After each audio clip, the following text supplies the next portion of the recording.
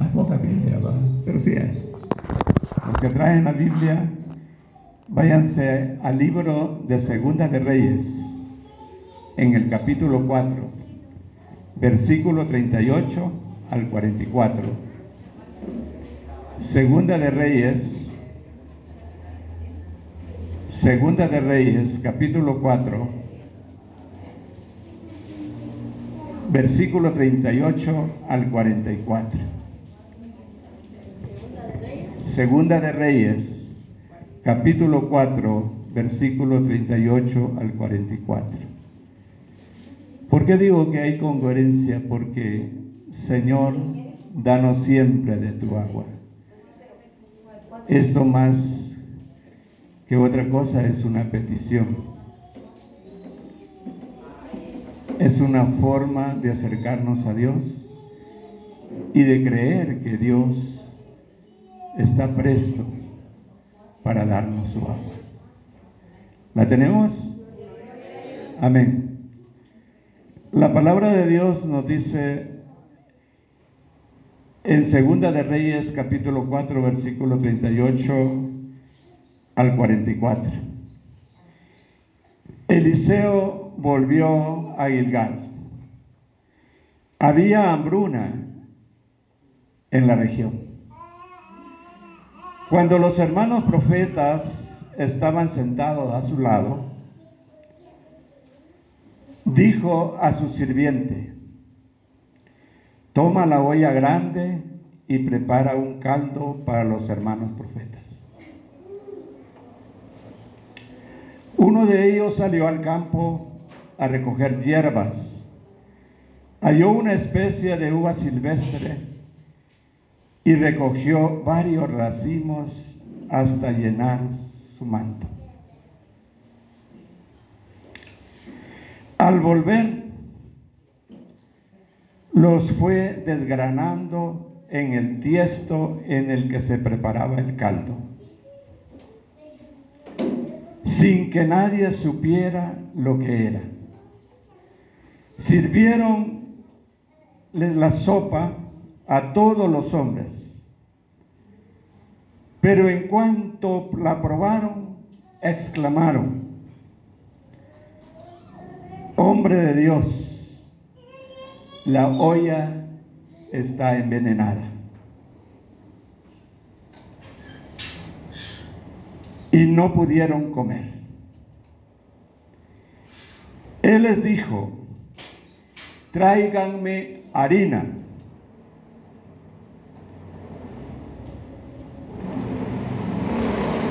La echó en la olla y añadió: sirvan sopa a los hombres y que coman. Y ya no había nada venenoso en la olla. Luego un hombre que venía de Baal Salisea, en su saco traía al hombre de Dios 20 panes de cebada y de trigo, que habían hecho con harina recién cosechada. Eliseo le dijo: dáselos a esos hombres para que coman. Pero el sirviente le dijo: no me alcanza para repartírselos a 100 personas. Replicó: dáselos y que coman, porque esto dice Yahvé: comerán y sobrará. Les sirvieron, comieron y les sobró, tal como lo había dicho Yahvé. Palabra de Dios.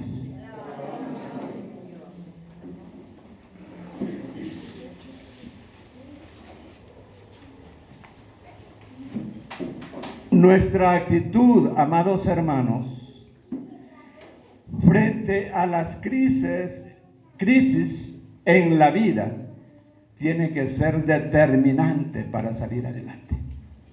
Créanlo. Y no es un mero juego de palabras, no es cierto.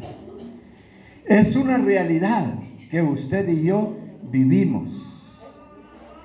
Y que el Señor a cada momento a través de los profetas está anunciando que vienen tiempos difíciles, tiempos de prueba, tiempos de crisis.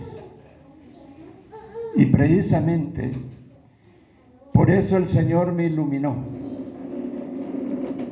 a hablar de esto, porque esto es una realidad, y es una realidad más cuando permitimos que en los momentos de crisis se nos cieguen nuestros ojos, nuestra mente y nuestro corazón. Nos cegamos totalmente y no podemos apreciar que Dios está allí cerca de nosotros y que Él siempre nos acompaña y acompaña a sus hijos, ya sean buenos o sean malos, pero Él nos acompaña a todos, y en especial a usted y a mí, que andamos en sus caminos. Eso es importante. Y Él está presto a venir en su ayuda. ¿Cuándo? Cuando usted le clama. Miren, cuando usted le clama, miren ese hombre ahí, en el río de agua viva. ¿Qué está pidiendo? Pescados. ¿Qué está pidiendo? Pan. ¿Qué está pidiendo? ¿Qué piden ustedes cuando oran? Cuando clamamos al Señor. Esa es la palabra correcta. Pero para entender un poco mejor este mensaje, lo dividí en 3 puntos. Y el primero, vamos a hablar que los tiempos de crisis, en los tiempos de crisis debemos de valorarlos con esperanza y no con amargura, no renegando, no con tristeza, no pensando y diciendo, Dios, ¿dónde estás? No, sino con esperanza. En estos momentos en los que estamos entrando, créanme que todo mundo tiene crisis. Hasta los multimillonarios tienen crisis. Uno, ¿por qué? Ellos no tienen tiempo por estar pensando en su riqueza. Y si tienen deudas, las deudas de hoy no son de 10,000 pesos, no. Son de cientos de millones de dólares los que deben. Pero cuando son cientos de dólares, se preocupan, no duermen, no comen. Imagínense nosotros que por 500 pesos que debemos estamos ahí, que no podemos dormir. En tiempo de crisis debemos ¿qué? Estar unidos, amados hermanos. El Señor nos está mandando a través de esta palabra de hoy que encontramos en los versículos 38 al 41, que debemos de estar siempre unidos. Hagamos realidad la palabra hermanos. Pero claro, si en la familia decimos, entre hermanos, unos se aruñan, pelean, se jalan el pelo y hacen de toda clase de cosas, pero por eso dejan de amarse. No dejan de amarse. En los momentos difíciles la familia va a estar unida siempre. Entonces nosotros, en los momentos que nos vienen y que créanme que no tardan, y algunos lo estamos viviendo ya, debemos de estar unidos. Debemos demostrar amor. Debemos de demostrar que si yo digo a ustedes que los amo, que realmente lo demuestren, que los amo. Que no sea de aquí nomás, de labios solamente, sino que lo que digo, que salga también del corazón. En los tiempos de crisis debemos de enfrentarlos y no evadirlos. Porque nosotros muchas veces lo que estamos es evadiendo, por eso no queremos ir a la iglesia, por eso muchos no se comprometen con la iglesia, porque hay muchas dificultades. Y uno de los trabajos a los que le tienen miedo es al trabajo que les impone la iglesia. No debemos de evadir. Debemos de estar allí a pesar de que nos cueste, a pesar de que nos duele. ¿Cuánto le dolió a Jesús para que usted y yo estemos aquí? ¿Cuánto sufrió Él? Evadió Él la cruz, evadió Él el azote, evadió Él las escupidas, las burlas y todo eso. Jesús no evadió nada. Todo por amor a usted. Entonces aprendamos de Jesús a no evadir. Versículo 38. En tiempos de crisis debemos de valorar y aprovechar la provisión de Dios. La provisión de Dios en todo momento. Tener esa oportunidad de doblar rodillas. Yo no puedo doblar rodillas. Pero si usted puede doblar rodillas, hágalo. Ofrézcase en sacrificio a Dios. Créame que a Dios le agrada cuando nosotros hacemos sacrificio con amor. ¿Creen que Dios no me escucha a mí porque no me puede hincar? No, como mi problema sería que yo no ore, que yo no lo clame, pero lo clamo todos los días.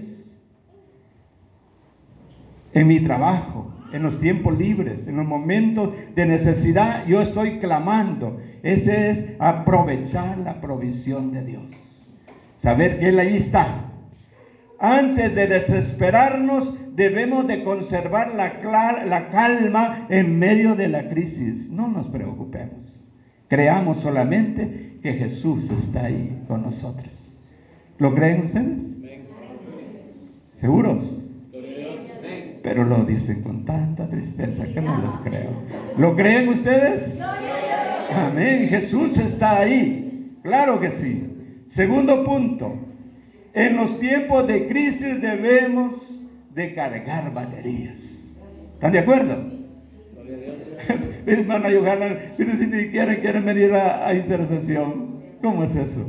Cargar baterías, hermano. Cargar baterías desde que nos levantamos. Yo lo primero que el Señor dijo hace poco tiempo, antes de que salgan de la casa, hagan esto, miren, persínense. ¿Por qué lo haría el Señor? Por los tiempos difíciles en que estamos cayendo, por los ataques del enemigo. Lo primero que yo hago cuando abro la puerta y me empiezo a persinar. Y después pongo mi teléfono, música cristiana, especialmente a mi madrecita linda que yo quiero tanto. Eso lo hago todos los días. Mientras me arreglo y cuando estoy en el baño, estoy jabonándome, echándome agua y escuchando música a la Virgencita, porque yo la amo mucho, porque ella ha hecho grandes cosas en mi favor. No que ella los haga, sino que ella ha intercedido a mi favor. Por eso, amados hermanos, debemos asirnos más de Dios, pegarnos más a Él. No sea perezoso, no deje de orar, no deje de ir a misa. Si usted puede ir todos los días, vaya. Algunos podemos, y a veces puedo 2 veces a la semana, a veces puedo una sola vez, pero trato de ir. Hago el esfuerzo. Hagamos el esfuerzo, porque el pan de Jesús es nuestro alimento sagrado. Debemos de reconocer que Dios utiliza los medios que no vamos a entender jamás. ¿Qué medio va a utilizar Dios para ayudarlo en su crisis? ¿Qué crisis está pasando usted? No lo sé, pero usted sí lo sabe. ¿Qué grande es su crisis? Usted lo sabe y Dios lo sabe. Y Dios está interesado directamente en usted y va a usar medios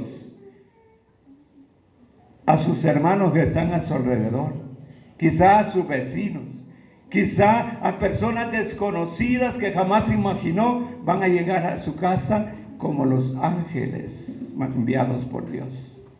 Por eso, ¿qué debemos de hacer?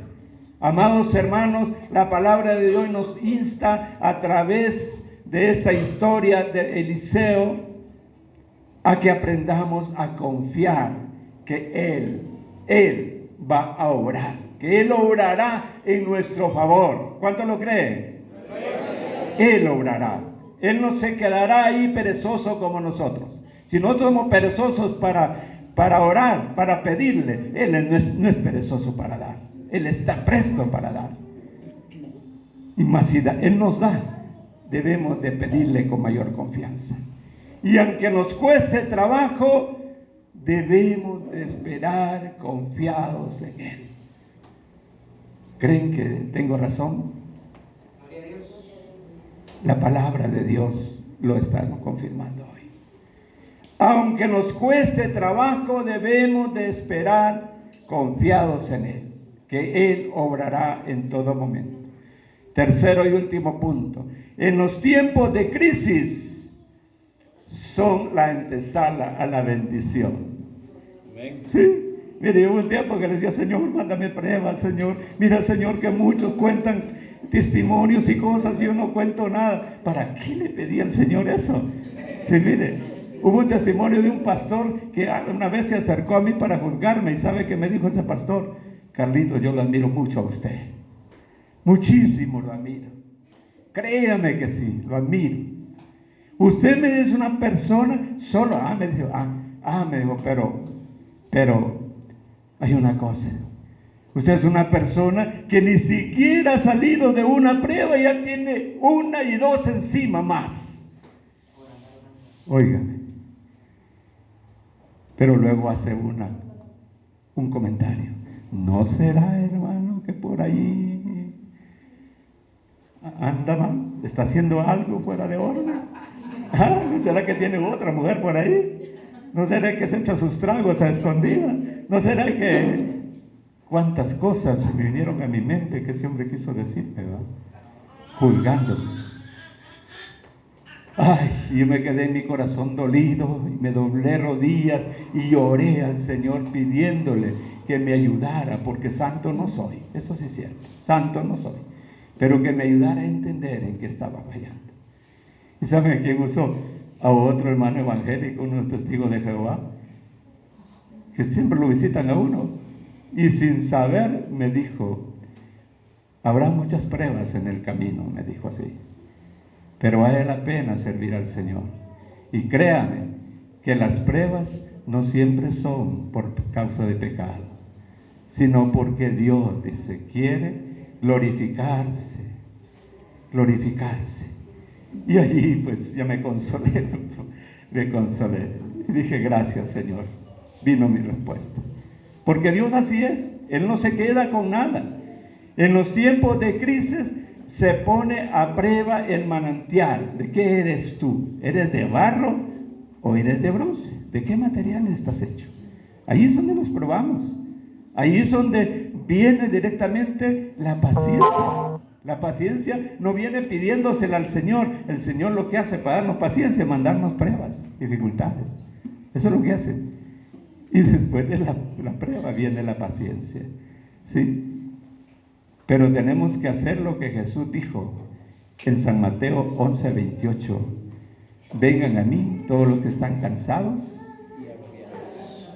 llevando, dijo, pesadas cargas, y yo los aliviaré. Mire qué bonito. Y yo los aliviaré. Pero dijo algo más. Pero aprendan de mí, que soy manso y humilde de corazón. Sí. Y hallaréis descanso para vuestras almas. Qué bonito, ¿verdad? Entonces, ahí es donde nos probamos nosotros de qué estamos hechos. Y cuando pasamos la dificultad, la crisis pasa, empezamos a dar gracias a Dios y a alabar a Dios. Aunque en los momentos de la crisis hayamos estado a punto de tirar la toalla, como dice. Pero Dios bendice la fidelidad de sus hijos. Levanten la mano, ¿cuántos somos fieles? Miren, es algo que no es fácil, pero que vale la pena luchar. Vale la pena luchar por serle fiel a Dios. Y solo ahí es donde va a encontrar usted bendición si le es fiel a Él. Los ángeles de Dios se visten también como cualquiera de nosotros. ¿Para qué? Para obrar designios del Altísimo. Cuando yo había quedado en la calle totalmente, había perdido casa, había perdido solares, había perdido carros, había perdido todo. Y más aún que había perdido todo, me tocaba ir a alquilar cuando quedé en la calle. Y esto más, el banco me llama y me da una noticia. Recogimos todo lo que tenías, pero aún así no alcanzas a pagar. Quedas con una deuda todavía de 84,000 pesos. ¿Se reiría usted? ¿Cómo se sentiría usted? ¿Es fácil? No es fácil. Pero ¿qué hizo Carlos con su familia? O su familia, mi esposa y mis hijas y yo. ¿Qué hicimos? Ponernos a alabar a Dios. Todos los días nos levantábamos a cantarle, a alabarle y a orar a Dios, todos los días. Alquilamos una casita, recuerdo, de 600 pesos. Recuerdo a mi hija Karin que dijo: ¿y qué es eso de alquilar, papá? Ella había nacido en su casa propia. 12 años tenía ella. Y llegó el momento en que nosotros empezamos, que se terminó todo lo que teníamos. Solo había ropa en la casa. No había fósforos, no había leña, no había sal, no había nada, lo que se llama nada. Pero recuerdo muy bien, y no olvido, y por eso amé a ese muchacho. Un día, después de que terminábamos de orar, ellas se quedaban porque lo único que comían era dormir. Sueño, sueño, sueño. Teníamos 14 días completos de no comer nada, solo dormir. Y Dios nos estaba sosteniendo. Un día, después de que oramos, me salí a la calle, me senté en la acera, y de repente eran las 10 de la mañana, ni cuenta me daba, cuando va apareciendo un siervo del Señor. Si lo conocieron ustedes, se llamaba Jesús Ayala, Chulito. Va apareciendo así todo renquito y bajó hasta mi casa. Y llegó: hermano Carlos, ¿cómo está? Y me entregó, esto le traigo. Una bolsa como que la había arrancado de la tierra, llena de tierra sucia que bolsa. Pero en esa bolsa nos llevaba a mi familia y a mí un plátano, una manzana, 2 naranjas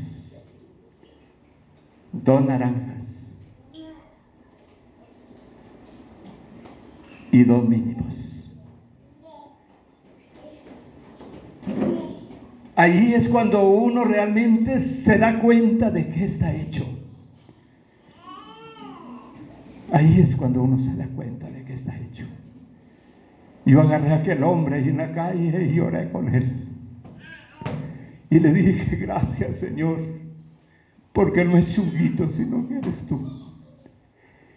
Y me fui para adentro, partí los mínimos y les di un pedacito a cada uno de ellos. Y claro, yo no me atreví a comerme la concha, no, porque ganas sí me daban. Pero luego partí la manzana y le hice 4 pedazos, y de ahí sí mi esposa me dijo: cómase un pedacito usted también. Pelé las naranjas y las repartí y les di a todas ellas, porque a mí no me interesaba, me interesaban ellas. Después me fui a un vecino a pedirle que me regalara fuego para asar el plátano, y recuerdo que ese plátano me comí un pedacito de plátano. Ese mismo día, a las 5 de la tarde, toca la... y salgo. ¿Qué quería, niña? Era una niña. Es que aquí le mandan un sobrecito cuadradito, hecho a mano, Y luego lo rompí y abrí, saqué un papel y decía en ese papel: hoy en la madrugada sentí de parte de Dios que debería de compartir con ustedes algo. Y en mi corazón estaba que debería ser más, pero no pude. Así es que solo lo que pude, solo les mando. Y eran 50 pesos. Y en aquel tiempo 50 pesos eran como 100,000 de hoy quizás. Y me fui a la pulpería y compré de todo. Compré leña, pan, frijoles, harina, de todo. Y esa noche llegué y le dije a mi esposa: pues hoy ha comido, hija. Si quiere, hágase unas tortillas. Y me puse yo a ponerle fuego al comando. Hizo tortillas y nos hartamos como nunca. Créame que sí. Porque Dios así es. Dios así actúa. Y mire, el siguiente día, yo por eso amo tanto a esta renovación. Y cuando les digo a ustedes, amados hermanos, que los amo, es porque es verdad que los amo. Porque amo a la renovación carismática católica. ¿Sabe qué pasó el siguiente día? Era un día sábado. Llegó un siervo de Dios, que no les voy a decir quién, porque van a decir que ingratos, hermano. No les voy a decir quién. Pero llegó un siervo de Dios de la renovación, como a las 10 de la mañana, el siguiente día, y me dijo: hermano Carlos, ni siquiera me dijo cómo está, ni cómo está la familia, sino que solo me dijo: hermano Carlos, quiero decirle que tengo 3 meses de estar recibiendo de parte de Dios que yo debería ir a su casa a decirle tal cosa.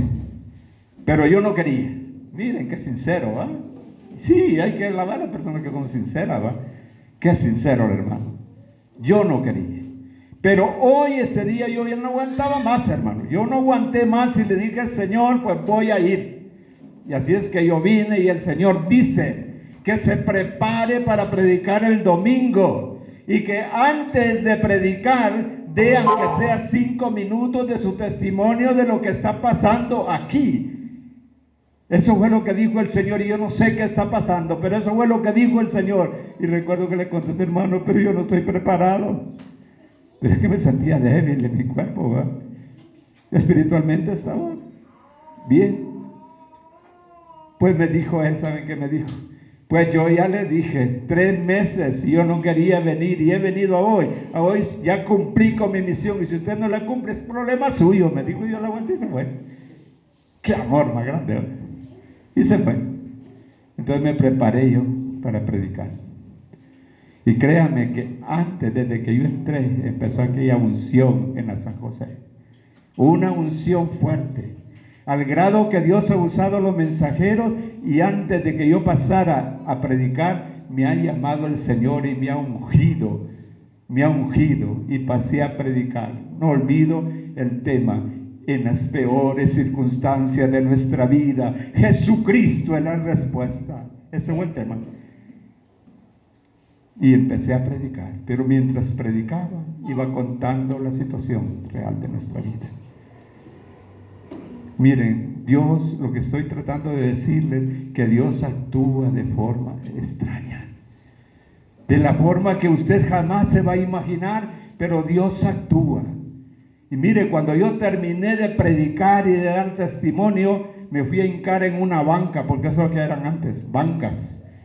Y allí en esa banca empezaron a caerme, llevarme billetes. Mire, hasta me sabotonaron, me echaban billetes por todos lados, en la camisa, por atrás, por el frente, me echaban billetes por todos lados. Sí. Y recuerdo que después que me levanté y me senté, pasó hermano Noé Canelo, eso sí lo voy a mencionar. Y pasó él y dijo: amados hermanos, les hago una pregunta. ¿Será justo que un siervo de Dios esté aguantando hambre con su familia? No, dijeron todos. Pues yo les digo que vengan. Y recogió casi 3,500 él. Y el domingo toca ofrenda de amor, les dijo. Por favor, no sean tacaños, recuerden a esta familia lo que han sufrido. Y miren, Yo amo tanto la renovación. Si el lunes a las 5 de la mañana, los primeros que llegaron, y por eso amo tanto a mis jóvenes, fueron el discipulado de jóvenes, con una cesta tan grande llena de todo, increíble. Y empezó a desfilar toda la gente, que no hubo un día que no llegaran 10 o más personas con cestas y con cosas. Recuerdo hasta las Dubones anduvieron perdidas allá por Santedubiges, hasta con una roba de maíz en el lomo, porque habían dejado los carros lejos. Hasta ellos buscándonos a nosotros. Dios va a usar las personas que jamás te imaginaste. Por eso, a través de la crisis viene la bendición. Dios bendice nuestra fidelidad, usa ángeles, y deben de actuar cada uno de ustedes y yo, confiados en que Dios tiene control de toda nuestra vida. ¿Están de acuerdo? ¿O será que no tiene control de tu vida? De la mía sí tiene. Él toma control de todo. Sí, de cada paso que yo doy. Entonces Dios es fiel y nos bendice. Ya me alargué un poco porque estoy en mi casa, pero es porque el Espíritu Santo quiere que yo les diga, les contara este testimonio. Amados hermanos, los cristianos estamos llamados a guardar la calma en medio de la crisis. ¿Qué crisis? No importa. Al fin y al cabo es normal que a los que llamamos amigos del mundo o gente del mundo se desesperen porque ellos confían solamente en sus propias fuerzas. Está bien que ellos lo hagan, que ellos se desesperen, está bien, pero no olvide que usted y yo tenemos cifradas nuestras esperanzas en el Creador de los cielos. Démosle un aplauso. En aquel están cifradas nuestras esperanzas. Y con Él todo lo podemos. Y si bien es cierto, confiar en Dios no es nada fácil. Eso es verdad. Porque estamos acostumbrados a depender mucho de nosotros y a racionarlo todo. Es hora, mi amado hermano y hermana, es hora para que en medio de las circunstancias difíciles en las que usted esté o tenga que pasar, no se olvide de este mensaje. Aprendamos a asimilar y aplicar el alcance del término de la palabra confiar. Ese es el mensaje de hoy. Aprendamos a confiar. Pidámosle, Señor, danos siempre de tu agua. ¿Será que el Señor la va a dar? ¿O lo puso ahí solamente para impresionar? No, si usted cree en eso, el Señor se lo va a dar. Que el Señor me lo bendiga. Y esta palabra ha sido predicada para la honra y la gloria del Señor.